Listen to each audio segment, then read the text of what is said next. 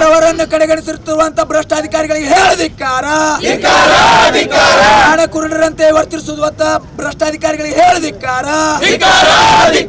ಕಂಡು ಕೇಳದೆ ಇರುವಂತ ಜಾಣ ಕುರುಡರಂತೆ ಕಾಣುತ್ತಿರುವಂತ ಭ್ರಷ್ಟಾಧಿಕಾರಿಗಳಿಗೆ ಹೇಳದಿಕ್ಕಾರ. ಅಧಿಕಾರಿಗಳಿಗೆ ಹೇಳದಿಕ್ಕಾರ. ಡೆವಲಪ್ಮೆಂಟ್ ಚಾರ್ಜ್ ಅನ್ನು ತುಂಬಿಸಿಕೊಂಡು ಅಂತ ಲೇಔಟ್ಗಳಿಗೆ ಪರ್ಮಿಷನ್ ಕೊಡಲಾರ ಸುಮ್ಮನೆ ಕುಂತ ಅಧಿಕಾರಿಗಳಿಗೆ ಹೇಳದಿಕ್ಕಾರ. ಎಲ್ಲಿವರೆಗೂ ಹೋರಾಟ? ಯಾರಿಗಾಗಿ ಹೋರಾಟ? ಯಾತಕ್ಕಾಗಿ ಹೋರಾಟ? ಬೇಕೇ ಬೇಕು, ಬೇಕಲೇಬೇಕು, ಸಿಗಲೇಬೇಕು, ಸಿಗಲೇಬೇಕು.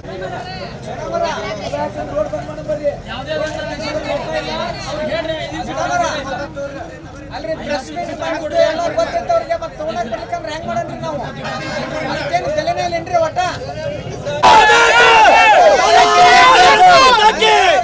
बोलो भारत माता की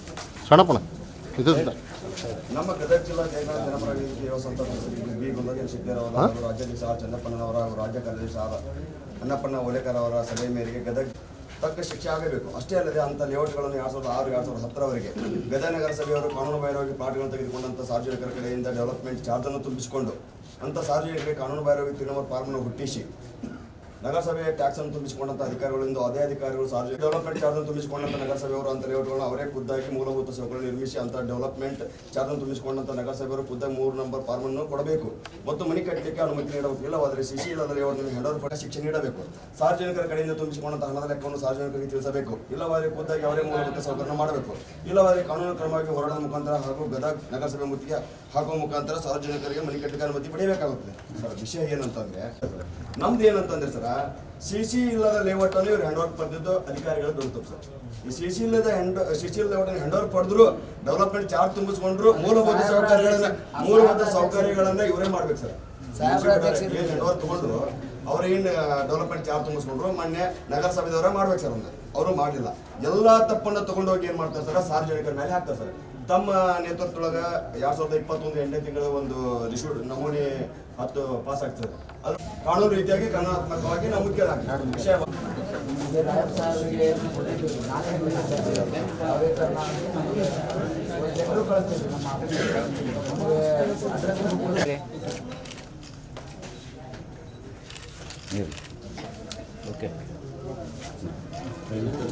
ದಿನಾಂಕ 20/4/2022 ಅಂದು ಇಂದು ಗದಗದಲ್ಲಿ ನಮ್ಮ ಜಯ ಕರ್ನಾಟಕ ಜನಪರ ವೇದಿಕೆ ವತಿಯಿಂದ ಗದಗ ಜಿಲ್ಲೆಯಲ್ಲಿ ನಗರಸಭೆದವರು ಅಕ್ರಮ ಲೇಔಟ್ಗಳನ್ನ ಹ್ಯಾಂಡ್ ಓವರ್ ಪಡೆದು ಅಂತ ಲೇಔಟ್ ಪಡೆದಂಥ ಲೇಔಟ್ಗಳಿಗೆ ಪರ್ಮಿಷನ್ ಕೊಡಲಿಕ್ಕೆ ಹಿಂದೇಟ್ ಆಗ್ತಾ ಇದ್ದಾರೆ.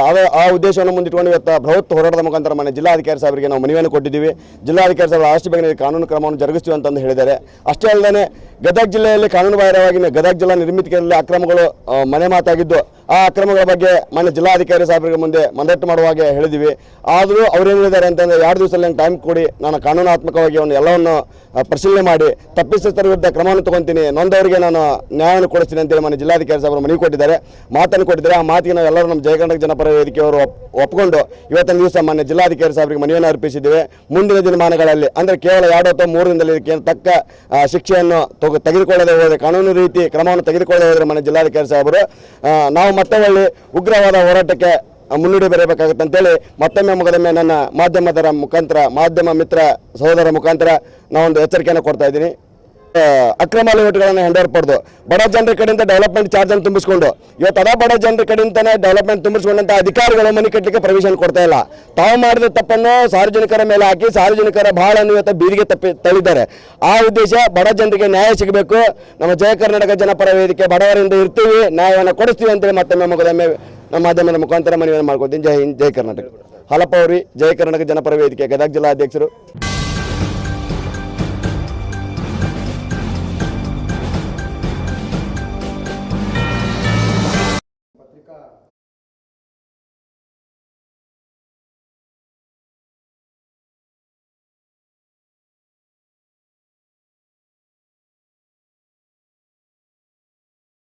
ಇವತ್ತಿನ ಪತ್ರಿಕಾಗೋಷ್ಠಿಯ ಮುಖ್ಯ ಉದ್ದೇಶ ಘನ ಸರ್ಕಾರ ಸರ್ಕಾರಿ ನೌಕರ ಸಂಘದ ಆಗ್ರಹ ಮೇರೆಗೆ ಕಳೆದ ಸಾಲಿನಲ್ಲಿ ಕೇಂದ್ರ ಸರ್ಕಾರದೊಳಗೆ 40-50 ವರ್ಷದಿಂದ ಜಾರಿಯಾಗಿದ್ದಂಥ ನಾಗರಿಕ ಸೇವಾ ದಿನವನ್ನು ಕರ್ನಾಟಕ ರಾಜ್ಯದಲ್ಲಿ ಪ್ರತಿ ವರ್ಷ ಏಪ್ರಿಲ್ 21ರಂದು ನಾಗರಿಕ ಸೇವಾ ದಿನವನ್ನಾಗಿ ಆಚರಿಸಬೇಕಂತೇಳಿ ಸಂಘಟನೆ 2-3 ವರ್ಷಗಳಿಂದ ಬೇಡಿಕೆ ನಮ್ಮದಾಗಿತ್ತು. ಆ ಬೇಡಿಕೆಯನ್ನು ಕಳೆದ ಸಾಲಿನೊಳಗೆ ಘನ ಸರ್ಕಾರ ಜಾರಿ ಮಾಡಿ ಏಪ್ರಿಲ್ 21 ಸರ್ಕಾರಿ ನೌಕರರ ದಿನಾಚರಣೆಯನ್ನಾಗಿ ಆಚರಿಸಬೇಕಂತೇಳಿ ಘೋಷಣೆ ಮಾಡಿತು. ಕಳೆದ ಸಾಲಿನಲ್ಲಿ ಈ ಒಂದು ಸರ್ಕಾರಿ ನೌಕರ ದಿನಾಚರಣೆಯನ್ನು ಆಚರಿಸಬೇಕಾದ್ರೆ ನಮಗೆ ಕೋವಿಡ್ ಮಹಾಮಾರಿ ಇರೋದರಿಂದ ಸರ್ಕಾರದ SOP ಸಲುವಾಗಿ ನಾವು ಎಲ್ಲಿಯೂ ಹೆಚ್ಚು ಜನ ಸೇರಿಸುವಂಥ ಪರಿಸ್ಥಿತಿ ಉಳಿಲಿಲ್ಲ. ಹೀಗಾಗಿ ಈ ಆಚರಣೆ ಕಳೆದ ಸಾಲಿನಲ್ಲಿ ಮಾಡಲಿಕ್ಕೆ ಆಗಲಿಲ್ಲ.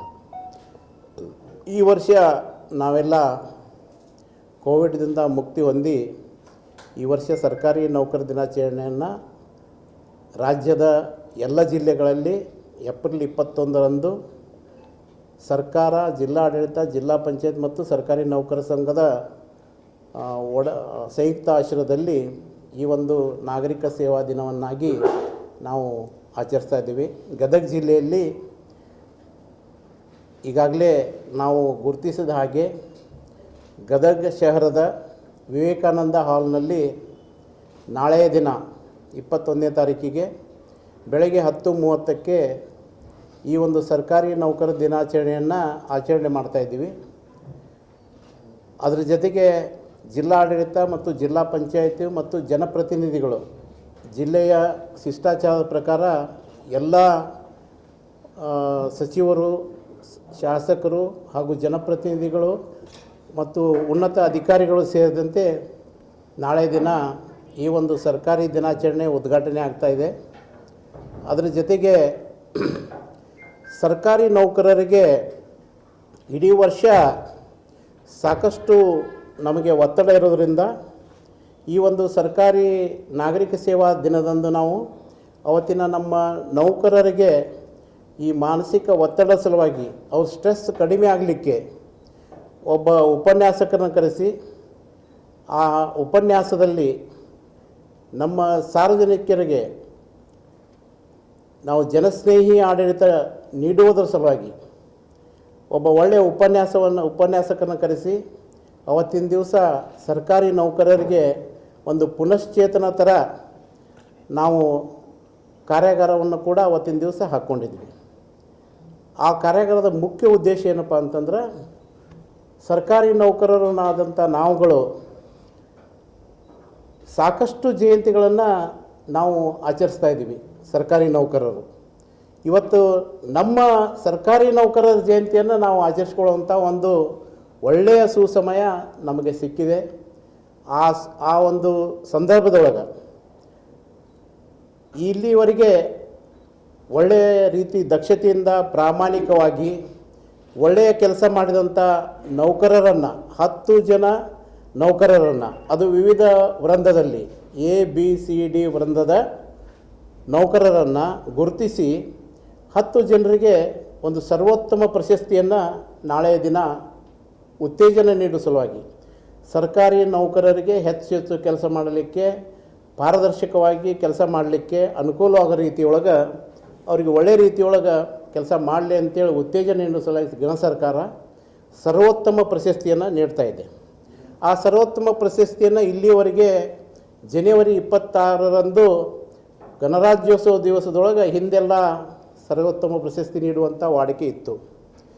ಈಗ ನಮ್ಮ ಸರ್ಕಾರಿ ನೌಕರ ದಿನಾಚರಣೆಯನ್ನು ನಾವು ಆಚರಿಸೋದ್ರಿಂದ ಸರ್ಕಾರ ಆ ದಿನಾಚರಣೆಯ ದಿವಸ 10 ಜನ ಸರ್ಕಾರಿ ನೌಕರರಿಗೆ ಆ ಒಂದು ಸರ್ವೋತ್ತಮ ಪ್ರಶಸ್ತಿಯನ್ನು ಕೊಡಮಾಡುವಂಥ ಕೆಲಸ ಮಾಡ್ತಾಯಿದೆ.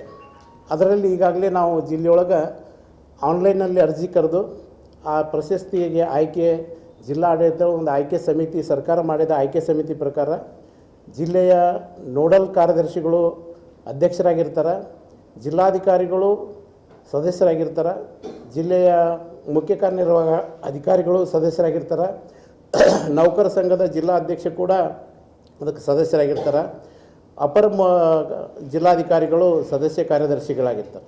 ಈ ಒಂದು 5 ಜನರ ಒಂದು ಸಮಿತಿಯೊಳಗೆ ಆ ಸರ್ವೋತ್ತಮ ಪ್ರಶಸ್ತಿ ಪ್ರತಿ ವರ್ಷ ಆಯ್ಕೆ ಆಗ್ತದೆ. ಅದು ಪಾರದರ್ಶಕವಾಗಿ ನೌಕರರನ್ನು ಆಯ್ಕೆ ಮಾಡಿ ಅವ್ರಿಗೆ ಉತ್ತೇಜನ ನೀಡೋದ್ರ ಜೊತೆಗೆ ನಾಳೆ ದಿನ ನಡೆಯುವಂಥ ಕಾರ್ಯಕ್ರಮ ಭಾಳ ಯಶಸ್ವಿಯಾಗಿ ನಡೀಲಿ ಅಂಥೇಳಿ ನಾವು ಈ ಒಂದು ಕಾರ್ಯಕ್ರಮವನ್ನು ಮಾಡಿದ್ದೀವಿ. ಇದಲ್ದನ ಈಗಾಗಲೇ ಹೇಳಿದಂಗೆ ಸರ್ವೋತ್ತಮ ಪ್ರಶಸ್ತಿಗೆ ಸರ್ಕಾರ ಈ ಹಿಂದೆ 10,000 ರೂಪಾಯಿ ಅವರಿಗೆ ಒಂದು ಉತ್ತೇಜನ ನೀಡುವ ಸಲುವಾಗಿ ಗೌರವಧನವನ್ನು ನೀಡುತ್ತಿತ್ತು, ಪ್ರೋತ್ಸಾಹಧನ. ಈ ವರ್ಷ ನಾವು ಸರ್ಕಾರವನ್ನು 10,000 ರೂಪಾಯಿ ಏನೂ ಆಗಲ್ಲ ಅಂತೇಳಿ ಅವರಿಗೆ ಸರ್ಕಾರಕ್ಕೆ ಮತ್ತೆ ಒತ್ತಡ ಹಾಕಿ ನಿನ್ನೆಯ ದಿನ ಮಧ್ಯಾಹ್ನ ಸರ್ಕಾರ ನಮ್ಮ ಒತ್ತಡಕ್ಕೆ ಮನದು 10,000 ಇದ್ದಂಥ ಗೌರವಧನವನ್ನು 25,000ಕ್ಕೆ ಹೆಚ್ಚು ಮಾಡ್ತೀವಿ. ಜಿಲ್ಲೆಯಲ್ಲಿ 25,000, ರಾಜ್ಯ ಮಟ್ಟದ ಪ್ರಶಸ್ತಿಗೆ 50,000 ಕೊಡಮಾಡುವಂಥ ಕೆಲಸ. ಮೊದಲು ಜಿಲ್ಲೆಯಲ್ಲಿ 10,000 ಇತ್ತು, ರಾಜ್ಯದಲ್ಲಿ 25,000 ಇತ್ತು. ಈಗ ಜಿಲ್ಲೆಗೆ 25,000, ರಾಜ್ಯಕ್ಕೆ 50,000 ಮೊತ್ತವನ್ನು ಹೆಚ್ಚಿಸಿ ಸರ್ಕಾರ ನಿನ್ನೆ ತಾನೇ ಆದೇಶ ಮಾಡಿದೆ. ಈ ರೀತಿ ಸರ್ಕಾರಿ ನೌಕರಿಗೆ ಸರ್ಕಾರ ಪ್ರೋತ್ಸಾಹ ನೀಡೋದ್ರಿಂದ ಸರ್ಕಾರ ಯಂತ್ರದೊಳಗೆ ಸರಿಯಾದ ರೀತಿಯೊಳಗೆ ಕೆಲಸ ಕಾರ್ಯಗಳಾಗ್ತವೆ. ಸರ್ಕಾರ ಕೂಡ ಸರ್ಕಾರಿ ನೌಕರರ ಬೆಂಬಲಕ್ಕೆ ಸಾಕಷ್ಟು ನಮ್ಮ ಸರ್ಕಾರಿ ನೌಕರ ಸಂಘದ ಬೇಡಿಕೆಗಳನ್ನು ಸರ್ಕಾರ ಒಳ್ಳೆಯ ರೀತಿಯೊಳಗೆ ಈಡೇರಿಸ್ತಾ ಹೋಗ್ತಾಯಿದೆ. ಆ ಕಾರಣಕ್ಕೆ ನಾಳೆ ಜಿಲ್ಲೆಯ ಎಲ್ಲ ಸರ್ಕಾರಿ ನೌಕರರಿಗೆ ನೌಕರರ ಈ ಒಂದು ದಿನಾಚರಣೆ ಸಲುವಾಗಿ ಎಲ್ಲರಿಗೂ ಓಡಿ ಸೌಲಭ್ಯ ಕೂಡ ಜಿಲ್ಲೆಯ ಎಲ್ಲ ನೌಕರರಿಗೆ ನಾಳೆ ದಿನ ಆ ಕಾರ್ಯಕ್ರಮದಾಗ ಭಾಗವಹಿಸಲಿಕ್ಕೆ ಓಡಿ ಸೌಲಭ್ಯ ಕೂಡ ಸರ್ಕಾರ ಮಾಡಿಕೊಟ್ಟಿದೆ. ನಾಳೆ ಹೀಗಾಗಿ ಬೆಳಗ್ಗಿಂದ ಸಂಜೆವರೆಗೆ ನಾಳೆಯ ದಿನ ವಿವೇಕಾನಂದ ಹಾಲ್ನಲ್ಲಿ ನಮ್ಮ ಒಬ್ಬ ಸರ್ಕಾರಿ ನೌಕರ ದಿನಾಚರಣೆಯನ್ನು ನಾಗರಿಕ ಸೇವಾ ದಿನವನ್ನಾಗಿ ಆಚರಿಸ್ತಾ ಇದ್ದೀವಿ. ಈ ಒಂದು ಆಚರಣೆಗೆ ಅತಿ ಹೆಚ್ಚು ಪ್ರಚಾರ ನೀಡಬೇಕಂತೇಳಿ ಇವತ್ತಿನ ದಿವಸ ತಮ್ಮ ಎಲ್ಲರಿಗೂ ಪತ್ರಿಕಾ ಮಾಧ್ಯಮದವರಿಗೆ ನಾನು ದೈನಿಕವಾಗಿ ಮನವಿ ಮಾಡ್ಕೋತಾ ಇದ್ದೀನಿ.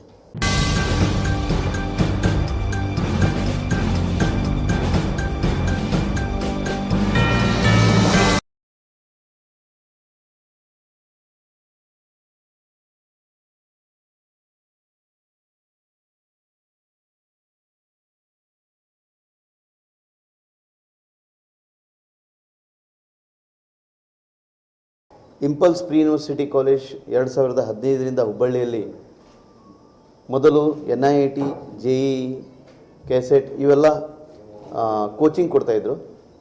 2015ರ ನಂತರ ಕಾಲೇಜ್ ಪ್ರಾರಂಭವಾಯಿತು. ಸೊ ಇಲ್ಲಿವರೆಗೆ ಸುಮಾರು PUC 1 and 2 pre university science ಕಾಲೇಜಿನಲ್ಲಿ ಯಾವ ಥರ ನಮ್ಮಲ್ಲಿ ಕೋಚಿಂಗ್ ತೊಗೊಂಡಿದ್ದಾರೆ, ಸೌತ್ ಇಂಡಿಯಾ ಲೆವೆಲ್ ರ್ಯಾಂಕ್ಸು ಬಂದಿದ್ದಾರೆ.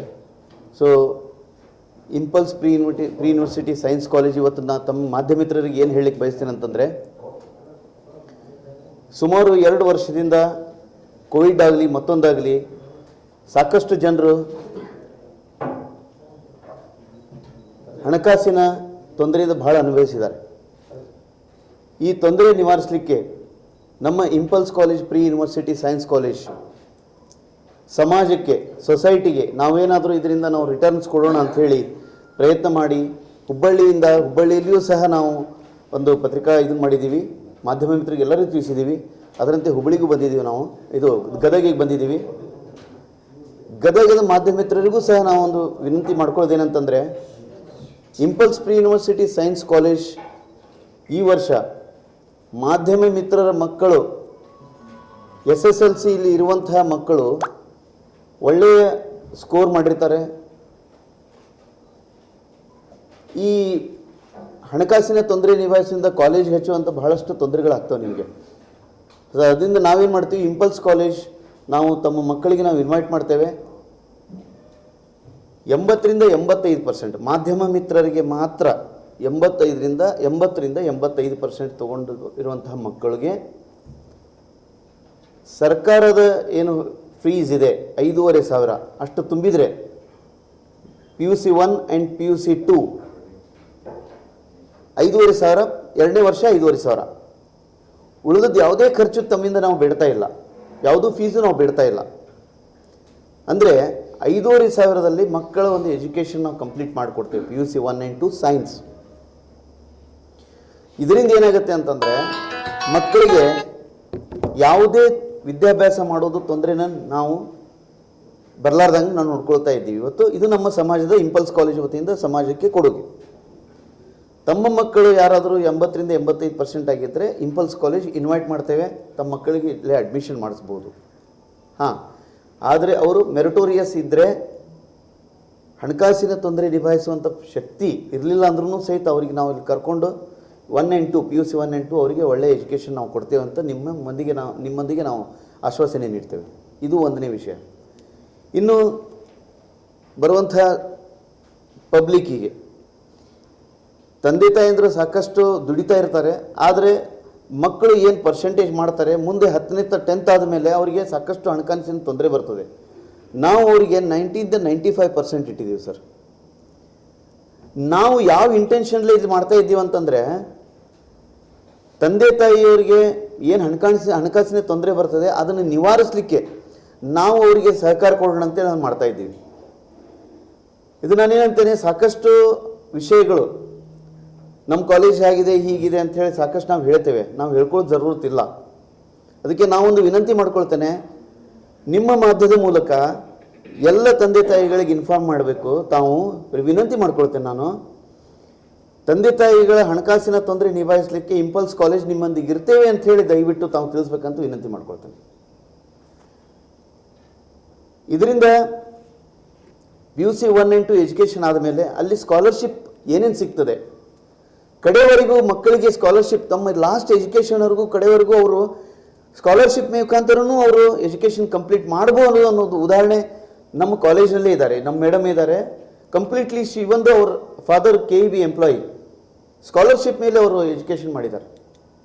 ಯಾಕಂದರೆ ವಿದ್ಯಾರ್ಥಿಗಳಿಗೆ ಈ ಒಂದು ಎಜುಕೇಷನ್ ಗೌರ್ಮೆಂಟ್ ಇರ್ಬೋದು, ಪ್ರೈವೇಟ್ ಇರ್ಬೋದು, ಎಜುಕೇಷನ್ ಇರುವಂತಹ ಯಾವುದೇ ಇದು ಸ್ಕಾಲರ್ಶಿಪ್ ಇದ್ದಾವೆ, ಆ ಸ್ಕಾಲರ್ಶಿಪ್ ಉಪಯೋಗ ಮಾಡ್ಕೊಳ್ಬೇಕು ಅಂತೇಳಿ ಓನ್ಲಿ ಇಂಪಲ್ಸ್ ಕಾಲೇಜ್ನಲ್ಲಿ ಮಾತ್ರ ಇದನ್ನು ನಾವು ಮಕ್ಕಳಿಗೆ ಟ್ರೈನಿಂಗ್ ಅಥವಾ ಕೋಚಿಂಗ್ ಕೊಡ್ತಾ ಇದ್ದೀವಿ. ದಯವಿಟ್ಟು ಇದನ್ನು ಉಪಯೋಗ ಎಲ್ಲ ಸಾಮಾಜಿಕ ಕಾರ್ಯಕ್ಕೆ ಉಪಯೋಗ ಆಗಲಿ ಅಂಥೇಳಿ ತಮ್ಮಿಂದನೂ ಇದನ್ನು ಎಲ್ಲರಿಗೂ ತಿಳಿಲಿ ಅಂಥೇಳಿ ನಾನು ಒಂದು ವಿನಂತಿ ಮಾಡ್ಕೊಳ್ತೇನೆ. ನನ್ನ ಹೆಸರು ರವೀಂದ್ರ ರಾಮದುರ್ಕರ್ ಅಂತ, ಇಂಪಲ್ಸ್ ಕಾಲೇಜ್ ಡೈರೆಕ್ಟರ್ ಮಾರ್ಕೆಟಿಂಗ್. ಈಗ ನಮ್ಮ ಜೊತೆಗಿರುವಂತಹ ನುಜಾತ್ ಮೇಡಮ್ ಪ್ರಿನ್ಸಿಪಾಲ್, ಇವ್ರು ಮಾತಾಡ್ತಾರೆ. ನಮಗೆಲ್ಲರಿಗೂ ಗೊತ್ತಿರುವ ಹಾಗೆ 2 ವರ್ಷ ನಾವೇನು ಕಳೆದಿದ್ದೀವಿ ಕೋವಿಡ್ ಪೀರಿಯಡಲ್ಲಿ, ಸ್ಟೂಡೆಂಟ್ಸ್, ಟೀಚರ್ಸು ಅಥವಾ ಫ್ಯಾಮಿಲಿ ಮೆಂಬರ್ಸ್, ಪೇರೆಂಟ್ಸು ಸಹ ತುಂಬ ಕಷ್ಟಪಟ್ಟು ಆ 2 ವರ್ಷವನ್ನು ತೆಗೆದಿದ್ದಾರೆ. ಸೊ ಇವಾಗ 2 ಇಯರ್ಸ್ ಏನಿದೆ, ಆ 2 ಇಯರ್ಸಲ್ಲಿ education loss first of all ಎಲ್ರಿಗೂ ಆಗಿರೋದು. ಯಾಕೆಂದರೆ ಆನ್ಲೈನ್ ಇತ್ತು ಕ್ಲಾಸಸ್ ಅಥವಾ ಆಫ್ಲೈನ್ ತೊಗೊಳ್ತಿದ್ರು ಕ್ಲಾಸಸ್, ಅಷ್ಟೊಂದು ನಮ್ಗೆ ಇದು ಇರಲಿಲ್ಲ. ಯಾಕೆಂದರೆ ಟೀಚರ್ಸ್ ಕರೀತಿದ್ರು, ಸ್ಟೂಡೆಂಟ್ಸ್ ಬರ್ತಿರ್ಲಿಲ್ಲ. ಆನ್ಲೈನ್ ಕ್ಲಾಸಸ್ಸಲ್ಲಿ students were not aware like what they have to do, and upon this parents were struggling to pay the fees. But after all this, we are out of this situation now.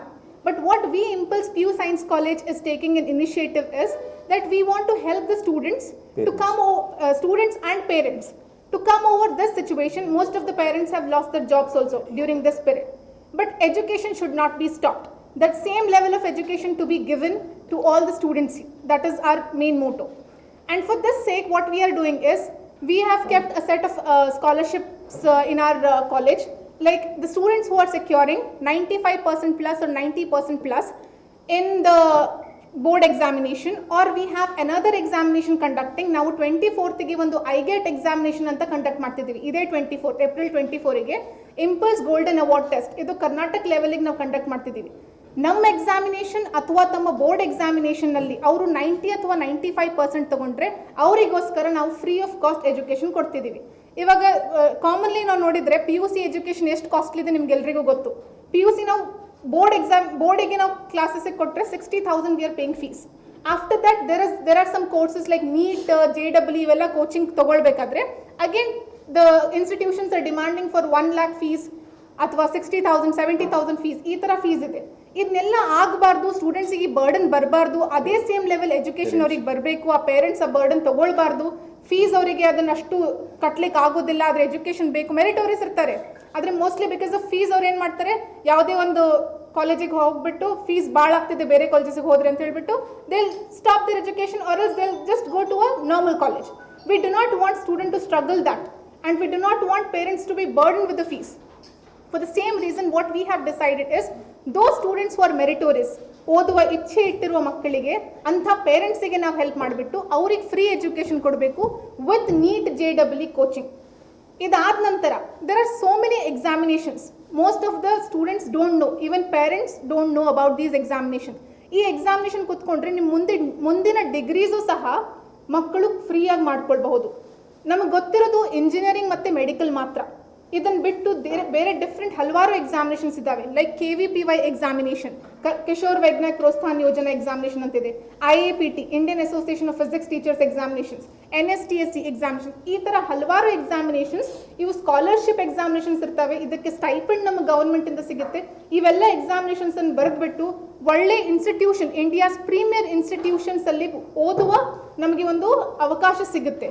ಇವೆಲ್ಲ examination ಏನು ಮಾಡಬೇಕು, ಗೌರ್ಮೆಂಟಿಂದ ಒಂದು notice ಬರುತ್ತೆ ಯಾವ ಟೈಮಲ್ಲಿ ಅದನ್ನ ಎಕ್ಸಾಮಿಗೆ appear ಆಗಬೇಕು ಅಂತ ಹೇಳಿ, ಆ ಎಕ್ಸಾಮಿನೇಷನ್ಗೆ ಪ್ರಿಪೇರ್ ಅಪಿಯರ್ ಮಾಡೋದಷ್ಟೇ ಇರುತ್ತೆ. But this is giving a lot of benefit.